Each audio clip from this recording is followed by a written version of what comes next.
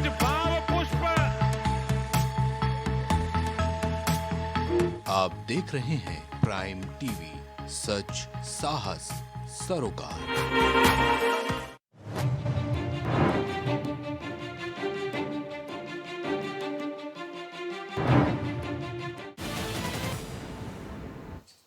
नमस्कार, आप देख रहे हैं प्राइम टीवी और मैं हूं आपके साथ मुस्कान अजमानी। चलिए शुरुआत करते हैं खबर दोपहर की। बुलंदशहर का जब भी जिक्र होता है तो एक तस्वीर सी दिमाग में बनती है, जिसमें बात होती है पलायन की, बेरोजगारी की, किसानों की आत्महत्या की और पानी की कमी की। और ये सभी समस्याएं सियासी मुद्दे भी हर एक चुनाव में बनता है, जिन पर अक्सर पार्टियां भी अपनी सियासी रोटियां सेकती हुई नजर आती हैं। लेकिन बुंदेलखंड की राजनीति भी जितनी अलग है उतनी ही पेचीदा भी है।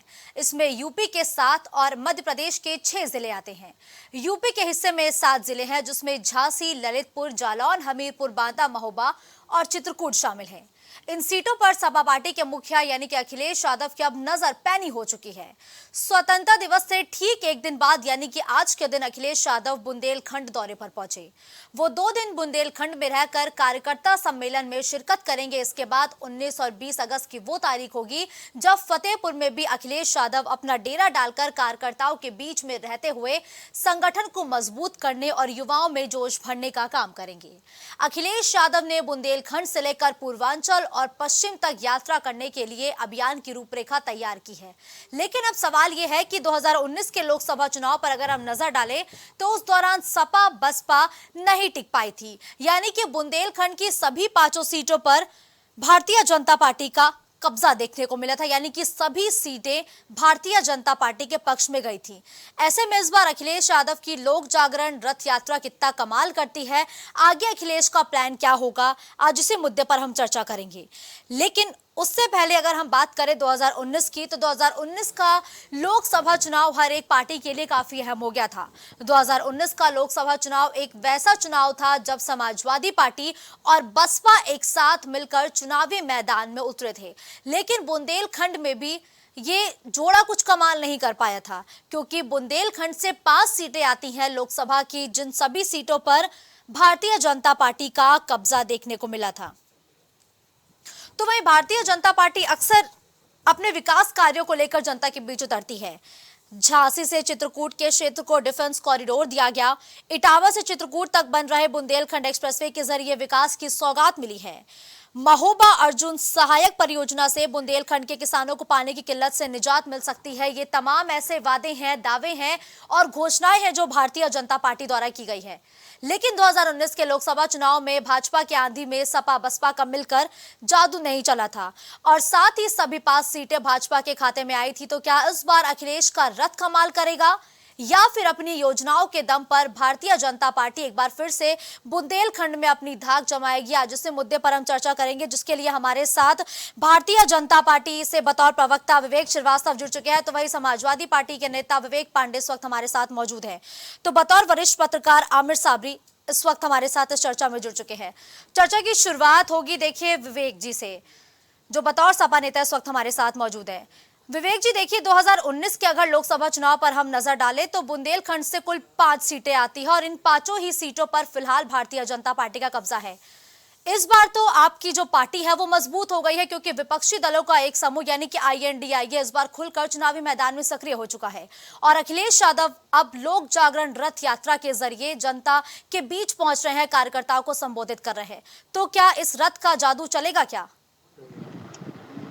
देखिए, रथ का जादू चले या ना चले, लेकिन मुद्दों का जादू तो चलेगा। और मैं बड़ी जिम्मेदारी के साथ आपको बता दूं, आदरणीय अखिलेश यादव जी की बुंदेलखंड यात्रा ये कहीं ना कहीं एक चुनौती है आदरणीय योगी आदित्यनाथ की सरकार के लिए, उनकी व्यवस्था के लिए, प्रशासन के लिए। बुंदेलखंड एक्सप्रेसवे में ही उत्तर प्रदेश सरकार ने मुझे लगता है कि लगभग 3-4 बार बजट जारी किए अलग अलग तरीके से। एक बार 450 करोड़, एक बार 780 करोड़, एक बार 1200 कुछ करोड़। मुझे लगता है कि बुंदेलखंड की जो कुल लागत है वो बताई जाती है 1300 कुछ करोड़ के आसपास, जो कि पूरा बन के तैयार है। उसके परिप्रेक्ष्य में जो 325 करोड़ का डिफरेंस आता है बजट जो जारी किया गया उसके अनुसार, पहले तो CAG उसकी जांच करवा दे कि बुंदेलखंड के लोगों का हक और हिस्सा क्यों मारा गया, कहाँ वो पैसा कहाँ गया। दूसरी बात पे आता हूँ, घर घर जल पहुंचाने की जो योजना इन्होंने बनाई थी, मुझे लगता है कि हम तो अटल जी की एक बहुत ही महत्वाकांक्षी योजना थी अटल इंटर कैनाल योजना, जिसमें कि नदियों को अंदर से जोड़ करके वो पानी जो कि बाढ़ ग्रस्त इलाकों में समस्या पैदा करता है, उस पूरे पानी को बुंदेलखंड की तरफ मोड़ने से प्रेरित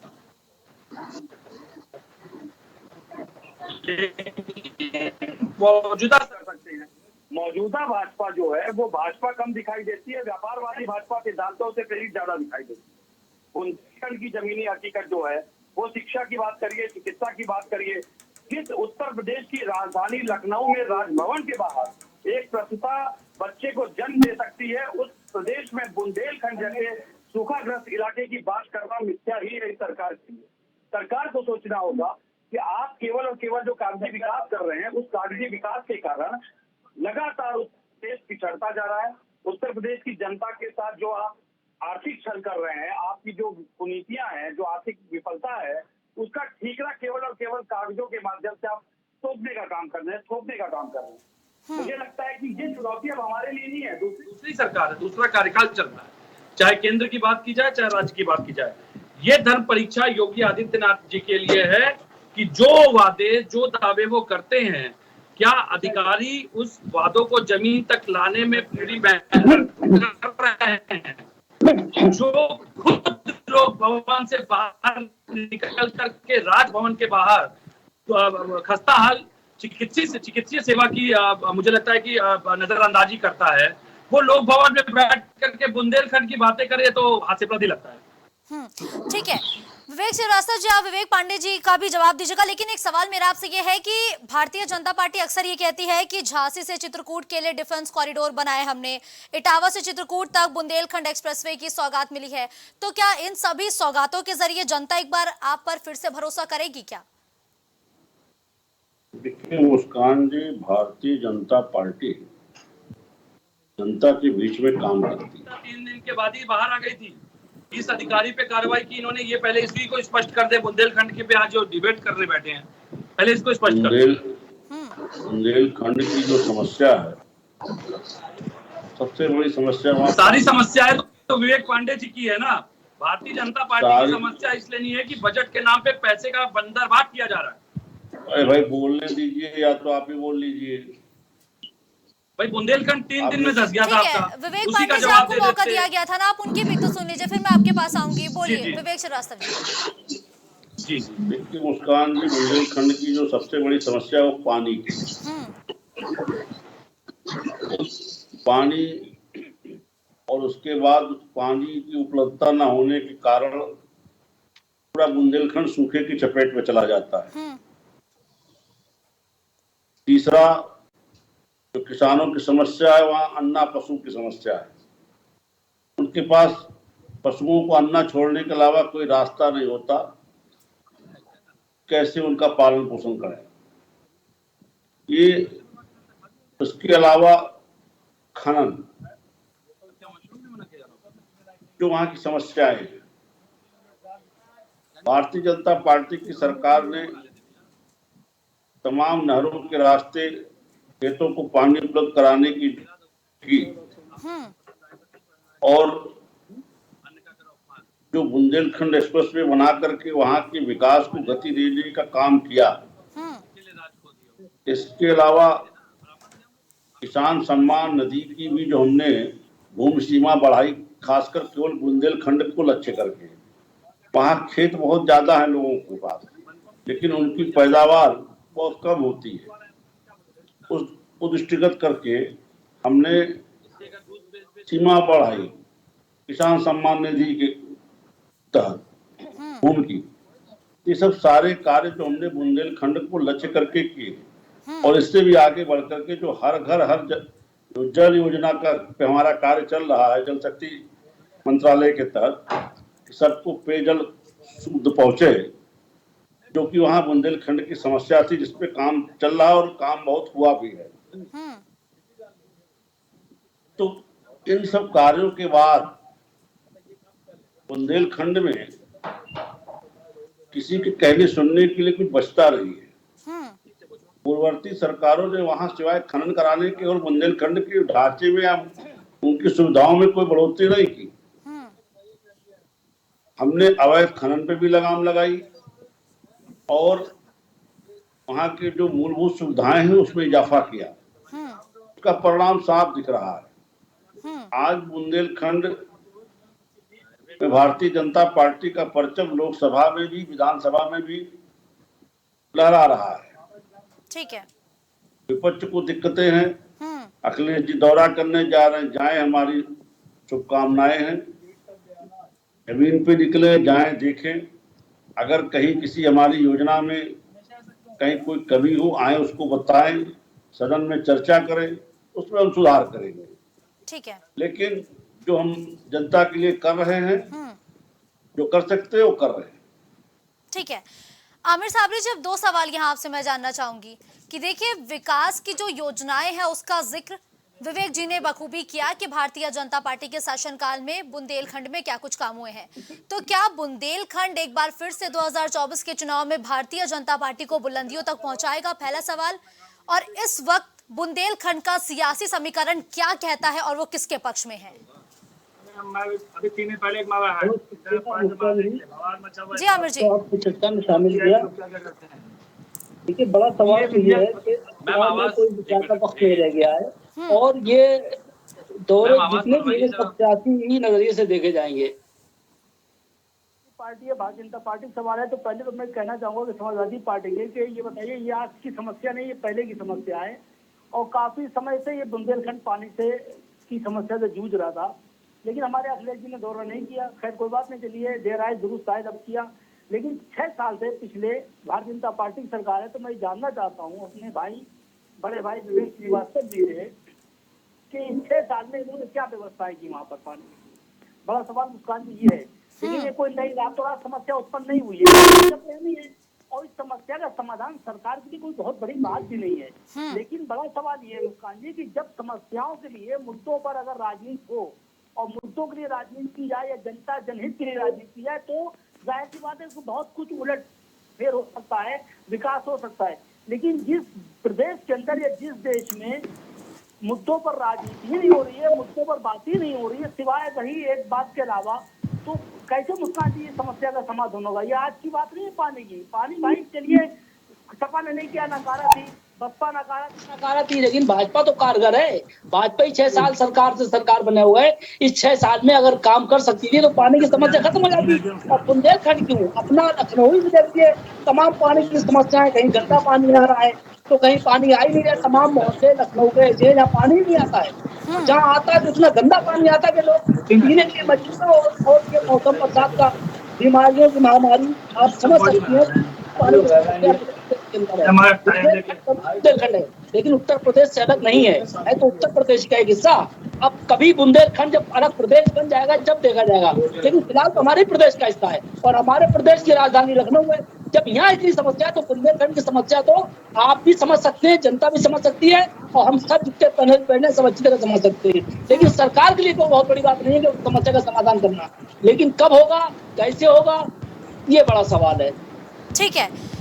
देखिए विवेक जी, आमिर साबरी जी लगातार ये सवाल उठा रहे हैं क्योंकि आपने जिक्र किया कि आप ही का बुंदेलखंड में दबदबा देखने को मिला है। हर एक चुनाव में बुंदेलखंड में आपने वर्चस्व कायम किया है, लेकिन पानी की समस्या इन 6-7 सालों में दूर नहीं हुई है। इसकी वजह क्या है?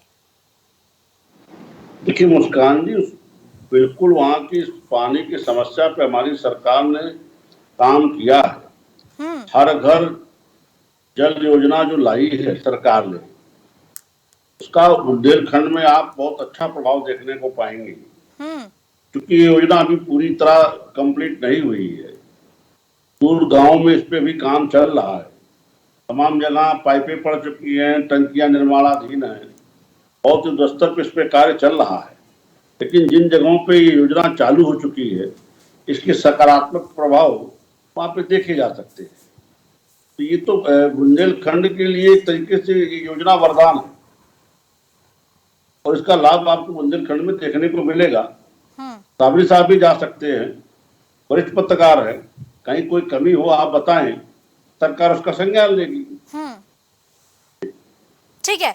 विवेक पांडे जी, अभी आप सुन रहे थे, विवेक जी ने कहा कि अगर कोई कमी है तो आपके नेता तो दौरे पर जाते रहते हैं, क्यों नहीं सदन में आके मुद्दा उठाते हैं? सदन में तो हम मुद्दे उठाते हैं। सबसे बड़ी बात यह कि सदन में ये चर्चा करना कहाँ चाहते हैं। जब हम सदन में मुद्दे उठाएंगे तो इनके मंत्री और सांसद खुले आम झूठ बोलते हैं। 9 परीक्षाओं के पर्चे लीक हो गए और कैसे सदन में ये कह देते हैं कि परीक्षाएं पारदर्शी विषय बुंदेलखंड है, करवाई गई।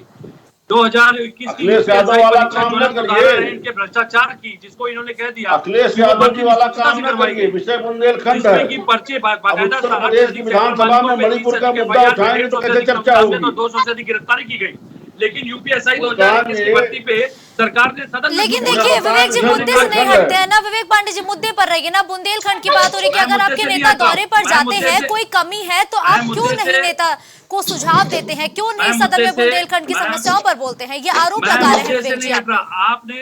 नहीं तो मैं उस आरोप का जवाब दे रहा हूँ कि ये सदन में खुलेआम झूठ बोलते हैं। इनको खुद नहीं पता कि हाईकोर्ट में रिट पेंडिंग है या नहीं पेंडिंग है, लेकिन ये सदन में कहते हैं कि कोई रिट पेंडिंग है। तो जो सरकार सदन जैसे लोकतंत्र के मंदिर में खड़े होकर विषय में पढ़ के नहीं जाते, आप सुशासन की उम्मीद करती है। योगी आदित्यनाथ जी का दावा था घर घर जल की योजना, 44 गांव बुंदेलखंड के ऐसे थे रिपोर्ट के अनुसार जिनके घरों में एक बूंद पानी तक की कभी कनेक्शन नहीं लगाई गई, जिनको की गोद लिया गया था सरकार द्वारा। तो मुझे लगता है कि केवल बातों से अगर सुशासन आ जाए, लोकतंत्र आ जाए, तो योगी आदित्यनाथ जी को लोगों से बाहर निकलने की आवश्यकता है। पहले बुंदेलखंड को लिए जाकर के दौरा करें, वहाँ के लोगों से मिले, वहाँ की जमीनी हकीकत को पहचाने। लोग भवन के एसी में बैठ करके अधिकारियों के साथ केवल विवेचना कर रहे थे। और विवेक जी, ये बताइए कि इस बार सदन में क्या आपने बुंदेलखंड का मुद्दा उठाया? अगर बुंदेलखंड में पानी की कमी है, किसान आत्महत्या कर रहे हैं, तो आपने मुद्दा उठाया क्या इस बार का सदन में? मणिपुर का उठा रहे थे। हमने सदन में हर मुद्दे को उठाने का काम किया है, चाहे वो बेरोजगारी से जुड़ा हो, महंगाई से जुड़ा हो, बुंदेलखंड की बात हो, चाहे पश्चिमांचल की बात हो, चाहे पूर्वांचल की बात हो, किसानों की बात हो, चाहे अनाज की बात हो, सब्सिडी की बात हो, एमएसपी की बात हो, चाहे वो इनके भ्रष्टाचार की बात हो।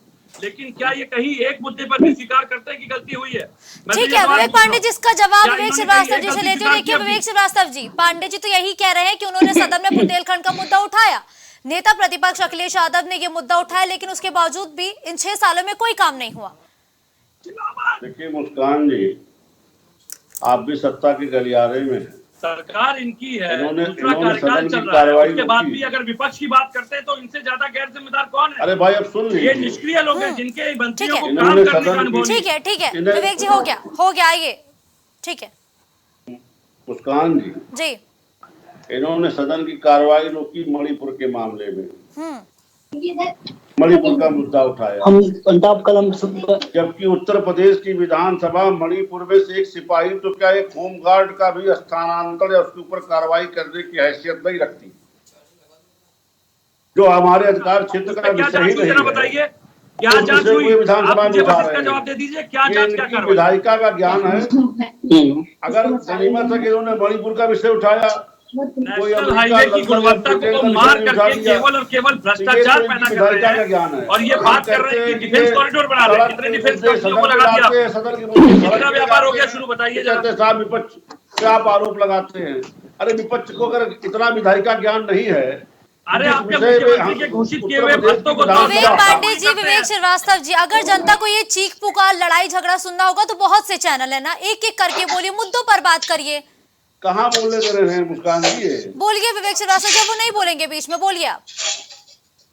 जब इन्हें उत्तर प्रदेश की विधानसभा में बुंदेलखंड का मुद्दा उठाना था, तब वे मणिपुर का मुद्दा उठा रहे थे, जबकि ये नागरिक शास्त्र पढ़ने वाला बच्चा भी जानता है कि उत्तर प्रदेश की विधानसभा मणिपुर के एक होमगार्ड के बारे में भी कोई एक रेजोल्यूशन नहीं पास कर सकती।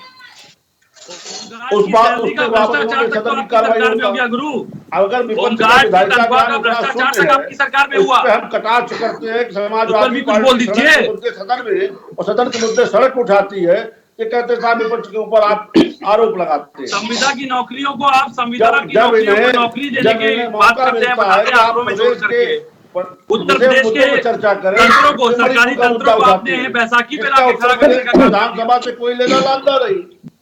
ये विधानसभा में बोलने की औकात तो आपके मंत्रियों की, सच तो बोलिए, सच स्वीकार करने की हिम्मत नहीं है। आप मुद्दे से बात भटकी, देखिए मुद्दा बुंदेलखंड का है, आप नौकरी की बात कर रहे हैं, आप लोक भवन की बात कर रहे हैं। अरे मुद्दे पे रहिए ना, क्यों भटक रहे हैं? या तो आप लोग ने मुद्दा सुना नहीं है, या आप होमवर्क नहीं करके आए हैं। मैं सवाल पूछ रहा हूँ, अच्छा मेरा सवाल ले लीजिए आप। बुंदेलखंड में आखिरी बार रोजगार मेला कब लगा था? बुंदेलखंड में आखिरी बार कब रोजगार मेला लगा था? बुंदेलखंड में कितने IIT खुलवा दिए? होमवर्क करके आए। मोदी जी कहते हैं ले जाना चाहते हैं आप डिबेट को। ठीक है विवेक पांडे जी, हो गया ना। विवेक पांडे जी, आपके बीच में कोई नहीं बोलता है, अब एक एक करके सबको बोलने दीजिए। अगर आप लोग चीख पुकार मचाएंगे तो कोई किसी की बात नहीं सुन पाएगा ना, जनता आपको सुनना चाहेगी। करना चाहते हैं या आपकी डिबेट को डिरेल करना चाहते हैं? ठीक है विवेक, जब आप विवेक पांडे जी, एक एक मुझे आपकी आवाज बंद करानी पड़ेगी, एक एक करके बोलिए। मैं ये आखिरी बार आपसे बोल रही हूँ। विवेक श्रीवास्तव जी, विवेक पांडे जी बतौर सपा के प्रवक्ता आपसे ये पूछ रहे हैं कि आपने बुंदेलखंड में 6 सालों में कितना रोजगार दिया? आपसे पूछ रहे हैं। बुंदेलखंड एक्सप्रेस वे बना, बुंदेलखंड में हर घर जल योजना पे काम चल रहा है, नहरों के पानी के रास्ते उधर बनाए गए। इसके अलावा तमाम ऐसी योजनाएं जिससे बुंदेलखंड को लाभ पहुंच सकता है, उन सारे पे काम किया गया। खासकर किसान सम्मान निधि में भूमि की सीमा बढ़ाई गई, केवल बुंदेलखंड को लक्ष्य करके बढ़ाई गई। भारत सरकार ने बढ़ाया। और सबसे बड़ा कि 14,850 करोड़ का बुंदेलखंड एक्सप्रेस वे ही बना है वहाँ पर। कहाँ से आपको वोट दे दिया? कीचड़ में हाथ डाल करके। रुक जाइए, सुनते रहिए, आप विचलित ना होइए। आप आज पढ़ के नहीं आए इसलिए ज्यादा उछल कूद नहीं, पूरे उत्तर प्रदेश का काम करिए आप लोगों ने। अभी आप पहुंच जाएंगे बॉर्डर, इसकी बतियाने लगेंगे आप। अभी आप डिबेट को हमारा आपसे सिर्फ उतना आग्रह है, अखिलेश यादव जा रहे हैं, हमारी जो योजनाएं जनता की संबंधित चल रही है, जाएं देखें उसको जमीन पे, कहीं उसमें कोई कमी हो आए हमें बताएं, हम उसको सुधार करेंगे। एक रचनात्मक भूमिका निभाएं, वो काम ना करें।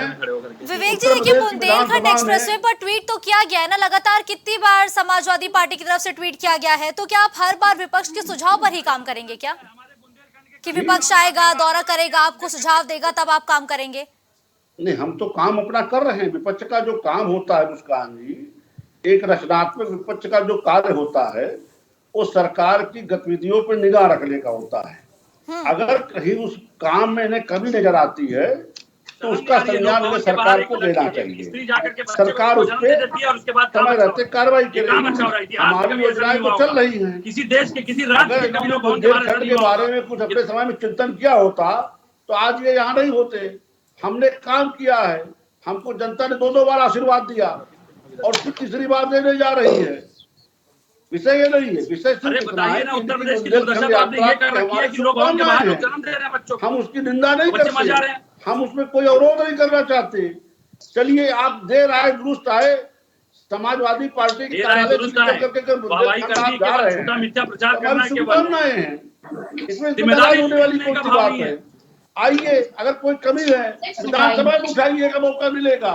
कम से कम उत्तर प्रदेश की विधानसभा में मणिपुर के मुद्दे को उठाइए भाई। सत्ता में रह करके चिल्लाने का मतलब आप दोनों सुनिए मेरी बात। अब आप दोनों, लगता है आप दोनों होमवर्क नहीं करके आए, आप दोनों घूम घूम करके मणिपुर हिंसा पर जा रहे हैं, मणिपुर के मुद्दे पर जा रहे हैं, लेकिन जो मुद्दा है ना उससे भटक रहे हैं। ठीक है, मैं वापस आप दोनों के पास आऊंगी, आप दोनों फिलहाल पहले पानी पी लीजिए। ठीक है, मैं वापस आप दोनों के पास आऊंगी। सीधा चलते हैं आमिर साबरी जी के पास। आमिर साबरी जी देखिए, जब भी बुंदेलखंड की बात आती है तो एक इमेज लोगों के दिमाग में क्रिएट होती है, किसानों की आत्महत्या, पानी की समस्या, बेरोजगारी, भीषण गर्मी, सूखा। क्या इन सब पर वाकई में काम किया गया है क्या? बुंदेलखंड से हमने चंबल के टापुओं का सफाया करवा दिया। बड़ी बात है, जैसा कि आपने कहा है, विवेक पांडे जी आप सबके बीच में मत बोलिए ना। विवेक पांडे जी, आपको मौका दिया जा रहा है ना, सबके बीच में मत बोलिए, एक एक करके बोलिए। इसके बाद मैं सीधा आपके पास आऊंगी। मुस्कान जी, अगर काम किया गया होता तो आज आपको डिबेट करने की नौबती क्यों आती? बड़ा सवाल तो ये है। और बार बार हमारे बड़े भाई विवेक श्रीवास्तव जी बात कह रहे हैं बार बार कि विपक्ष बताए। अरे भाई, विपक्ष की सारी लायबिलिटी है, आप 6 साल के सरकार में हैं, आपके पास सारी सुविधाएं हैं, आप क्यों नहीं जाके देख रहे हैं समस्याओं के लिए? और क्यों समस्याओं को निदान नहीं कर रहे हैं? क्यों समाधान नहीं कर रहे हैं समस्याओं का? समस्याएं कि मुंह खड़ी रहती है। बड़ा सवाल तो ये है मुस्कान जी, भाई विपक्ष क्यों जाएगा? विपक्ष को भाई जनता ने आपको वोट दिया है और प्रचंड बहुमत से आप आए हैं, और जहाँ तक मणिपुर का मामला है, मणिपुर हमारे देश का ही एक हिस्सा है, लेकिन मणिपुर पर हम यहाँ बात नहीं हो रही है। मणिपुर का मामला अगर सदन में उठे तो ज्यादा मजबूती से उठेगा। उत्तर प्रदेश में मणिपुर का कोई मतलब नहीं है। बात हो रही है विकास की, बात हो रही है मुद्दों की, लेकिन ये मणिपुर करके बाकायदे मुद्दे को भटकाने का मतलब है ये, इसका कोई मतलब नहीं है। बात आप कर रही है वहाँ पानी की, या जैसे आपने भूमिका में एक बात कही कि समाजवादी पार्टी और बहुजन समाज पार्टी का 19 में गठबंधन था, उसके बाद ज्यादा सीटें नहीं आ पाई, जैसा कि लोगों को अनुमान था कि इतनी सीटें आ जाएंगी, तो उसका कारण भी साफ था। इसलिए साफ था कि 2 वोट दलित और यादव वोट, उनको दलित नहीं मिला, उनको यादव भी मिला। ये भी बहुत स्पष्ट बात है मुस्कान जी, और मुझसे बेहतर आप भी जानते हैं। जब एक मैसेज चला जाता है समाज में फला बिरादरी का वोट उनको नहीं मिलेगा, तो उधर से एक मैसेज किया कि ये वोट उनको नहीं मिलेगा। लेकिन जो मुसलमान इस प्रदेश के अंदर जो दूसरी बड़ी आबादी है इस देश के अंदर, उसने ईमानदारी से दोनों को वोट दिया है। यही वजह है कि उनकी 5 सीटें आई, उनकी 10 आई, वरना इनका टुकड़ा साफ हो जाता, उनका भी टुकड़ा साफ हो जाता। जिस तरीके की भाजपा की तैयारी थी, और यही अगर आज की तारीख में यही अगर हालात है तो कोई बड़ी बात नहीं कि सबका टुकड़ा इस बात साफ हो जाए और भारतीय जनता पार्टी ठीक है। खाली डिबेट करने से कुछ नहीं होता है। आप जब तक काम नहीं करेंगे, मुद्दों पे बात नहीं करेंगे, भाई हिंदू मुस्लिम मस्जिद चलता रहेगा, तो मुस्कान जी ना तो देश का भला होगा ना जनता का भला होने वाला है। ये बड़ी स्पष्ट बात है। ठीक है विवेक पांडे जी, आप भारतीय जनता पार्टी पर तो मुखर होकर आरोप लगा रहे हैं कि समाजवादी पार्टी की तरफ से ट्वीट भी किया गया कि बुंदेलखंड एक्सप्रेसवे का हाल बेहाल है, लेकिन अब सवाल जैसे कि आमिर साबरी जी भी लगातार पूछ रहे हैं कि अगर आपने काम किया होता तो नतीजा आपके पक्ष में होता। आपने काम नहीं किया, तभी तो भारतीय जनता पार्टी को दोबारा मौका दिया गया है, चाहे वो लोकसभा का चुनाव हो, चाहे वो यूपी विधानसभा का चुनाव हो। मैं स्वीकार करता हूँ, आदरणीय साबरी जी हमारे वरिष्ठ पत्रकार हैं, मैं उनकी बात को पूरी तरह सहज स्वीकार करता हूँ कि जनता ने हमें नकारा, तभी इनको मौका दिया दूसरे कार्यकाल में रह करके। लेकिन कोई सरकार में अगर बात विपक्ष की करता है तो मुझे लगता है उससे ज्यादा नकारापन किसी के अंदर नहीं हो सकता। जिम्मेदारी लेने का भाव तक तो उसके अंदर जिम्मेदार नहीं है। सबसे बड़ी बात है, मणिपुर का नाम मैंने पूरी डिबेट में लिया ही नहीं, लेकिन एक बात जरूर कहूंगा, समाजवादी पार्टी की सरकार ने कम से कम बुंदेलखंड के परिक्षेत्रों से, चंबल के परिक्षेत्रों से डकैतों का सफाया करने में सबसे अहम भूमिका निभाई। लेकिन जब बात मणिपुर की करेंगी, जब बात नॉर्थ ईस्ट की होगी, तो 110 पूर्व उग्रवादियों को भाजपा ने ज्वाइन करवाई, और उसके बाद जिस तरीके से ऑटोमेटिक वेपन वहां पे लुटवा करके एक नया मिलिटेंट ग्रुप तैयार करवाया गया, उसकी जिम्मेदारी तक तो भाजपा ले नहीं रही है। आज जिम्मेदारी तो भाजपा ले ही नहीं रही है, भाजपा तो उसको क्षेत्रीय समस्या बता रही है भाई। तो मुझे लगता है सरकार इनकी जहां पे है, बात करते हैं कश्मीरी पंडितों की, इनके राज में, मौजूदा सरकार के राज में कश्मीरी पंडित पलायन कर रहे हैं। अब ये पलायन पे बात नहीं करते, कश्मीर फाइल पे इन्होंने बड़ी बड़ी मार्केटिंग की। बुंदेलखंड की बात कर रहे हैं, मैं तो कह रहा हूं अटल जी की कैनाल योजना जिसको कि हम आगे बढ़ाने का प्रयास कर रहे हैं, उस पे काम करते हैं। लेकिन इनकी नीयत में बुंदेलखंड जैसे क्षेत्रों का विकास, मतलब इनके भ्रष्टाचार पे लगाम लगना। ये बुंदेलखंड के नाम पे जो हजारों करोड़ का बजट पास करते हैं, उस बजट पे कहीं ना कहीं ठप्पा लग जाएगा। वो बजट पास करने का मौका नहीं मिलेगा, वो भ्रष्टाचार कारित करने का मौका नहीं मिलेगा। बुंदेलखंड एक्सप्रेसवे का जब तीसरे दिन जब वो धंस गया था, उसकी पोल खुली थी, हमारे कार्यकर्ताओं ने सड़क पे उठकर आंदोलन किया था। क्या किया था इन्होंने पुलिस से बाकायदा लाठी चलवाने का काम किया था। तो मैं तो पूछ रहा हूँ, जब आपको इतना डर लगता है तो जो परिपाटी आप तैयार कर रहे हैं, जिम्मेदारी आपको लेनी नहीं है। कोई घटना घट जाए उसकी जिम्मेदारी नहीं लेंगे, लेकिन कहीं अगर अंतरराष्ट्रीय संस्थाएं वाहवाही करे, सबसे आगे कूद पड़ेंगे आकर के कि अरे हमारी सरकार में सुशासन है। भाई इस देश में पहली सरकार ऐसी है कि ये देश का जीडीपी बढ़ रहा है, आम आदमी के जेब का घट रहा है। तो मैं तो पूछ रहा हूँ, सदन में आप सवालों से क्यों भागते हैं भाई? ये तो वो लोग हैं जिनको गाली खा करके भी राजनीति करने की आदत है। अवसरवादिता में तो ये इतने लीन है कि जो इनको माँ बहन की गालियां दे, जूतों से पीट दे, उसको भी ये गले लगा लेंगे, माथे पे तिलक की तरह सजा लेंगे।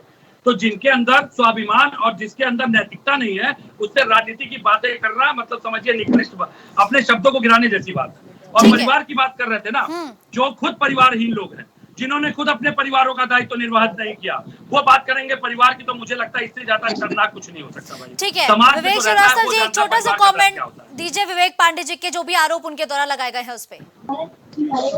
देखिए मुस्कान जी, ये लोग विषय पे बात नहीं करते, और जब आप विषय पे कोई बात करने की बात करेंगे विषय से भाग जाएंगे। आपने देखा इन्होंने बुंदेलखंड पे चर्चा के बजाय मणिपुर से लेकर के जम्मू कश्मीर तक की चर्चा कर डाली। लेकिन अपने शासन काल में इन्होंने बुंदेलखंड की किस तरह उपेक्षा की, उस पर चर्चा नहीं कर रहे हैं। हमने बुंदेलखंड नहीं, में काम बुंदेलखंड में तो कच्ची जमीनें थी, आप भी जाकर के वहाँ पे रोड 4 बार बुंदेलखंड की जनता ने आशीर्वाद दिया। आप भी वहाँ पे नगर निगम 2 के बार भवन लोकसभा बनवाए में, हैं, है ना? 2 बार उत्तर प्रदेश में विधानसभा आपकी में सरकार रही कितनी बार, पहले वो देख लीजिए। और 15 साल बाद आज अगर हम फिर जा रहे हैं एक लाइट नहीं थी, जनता वो के भी आप ही आशीर्वाद चलवाई लेने, जा करके बात करते हैं ये फर्जी भी जा बैठक रहे के हैं। केवल। इनके अखिलेश यादव जी की लखनऊ को तो बना नहीं पा रहे, जो राजधानी बुंदेलखंड बनाएंगे ये। हमारी शुभकामनाएं हैं। अरे भाई इन्हें कोई दिक्कत है क्या? नहीं आ रही है, जिम्मेदारी लेने की जगह बोलने की बीमारी हो गई है। विपक्ष खेलेंगे, केवल समय काट रहे हैं। मुस्कान जी,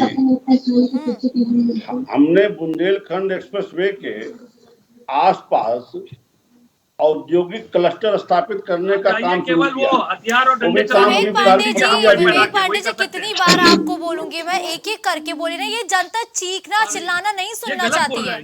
आराम से बोलिए, सबको एक एक करके मौका मिल रहा है ना, अब उनको अपनी बातें पूरी करने दीजिए। बात करें ना, या आंकड़ों पे बात करें या तथ्यों पे बात करें, झूठ। ठीक है विवेक पांडे जी, हो गया, ठीक है विवेक जी, मैं वापस आऊंगी ना आपके पास। विवेक चिरासर जी बात को पूरी करिए अपनी। देखिए मुस्कान जी, बुंदेलखंड एक्सप्रेसवे का जब कार्य पूर्ण हुआ 14,850 करोड़ की लागत से ये एक्सप्रेसवे पूर्ण हुआ। ये एक्सप्रेसवे बुंदेलखंड के लिए विकास को लाइफलाइन बनने जा रहा है। इसके आसपास हमारी सरकार औद्योगिक क्लस्टर स्थापित कर रही है। वो औद्योगिक क्लस्टर अभी प्रक्रिया में है, पूरा 100% अभी नहीं स्थापित हुए हैं। इन औद्योगिक क्लस्टरों की स्थापना के साथ साथ जब यह तमाम इंडस्ट्रियां उतर करके प्रोडक्शन चालू करेंगी तो जो बुंदेलखंड एक हमारा जो पिछड़ा क्षेत्र था वो विकसित क्षेत्र हो जाएगा, अगला क्षेत्र बनेगा।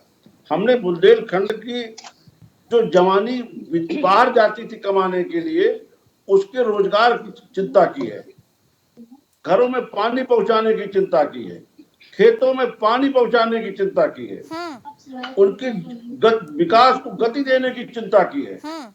ये सब काम हमने बुंदेलखंड के लिए किया है। तो यही कारण है कि हमें बुंदेलखंड की जनता ने 4 बार अपना आशीर्वाद दिया है और प्रचंड बहुमत के साथ दिया है।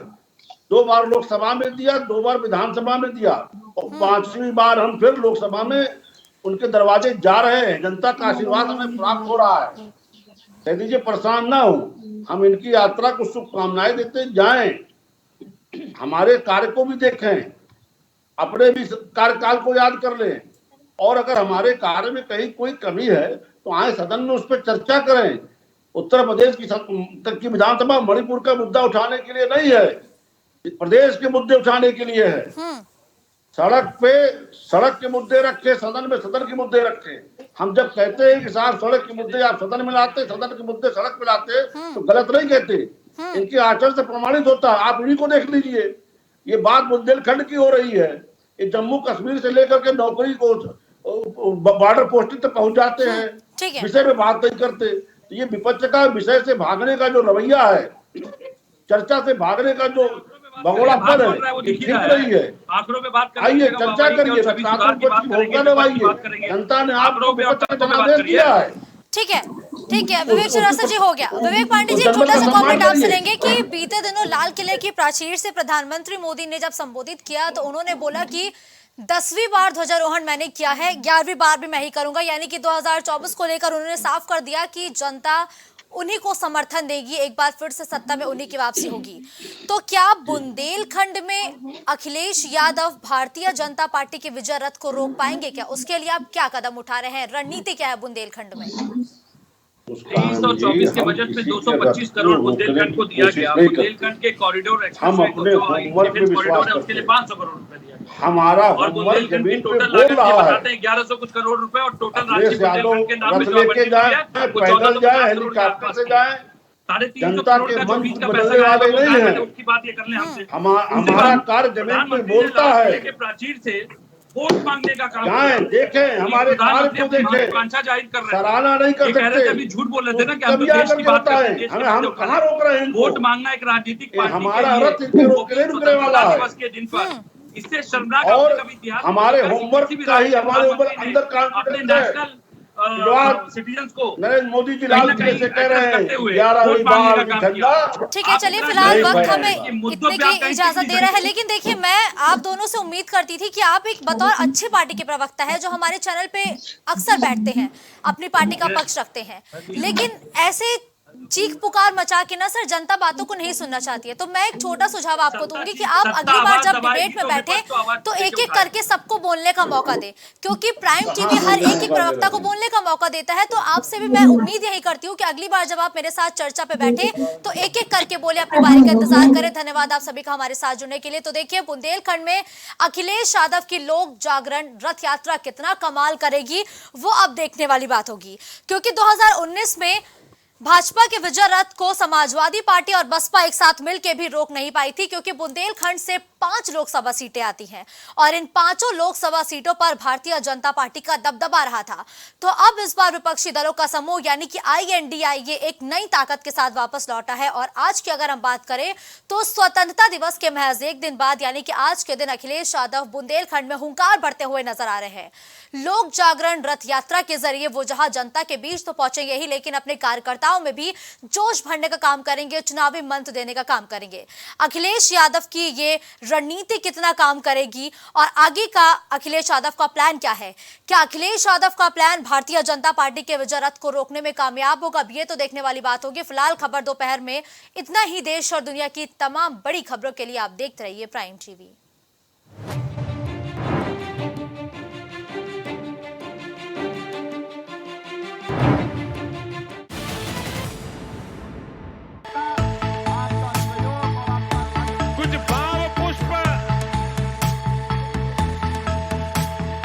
आप देख रहे हैं प्राइम टीवी, सच साहस सरोकार।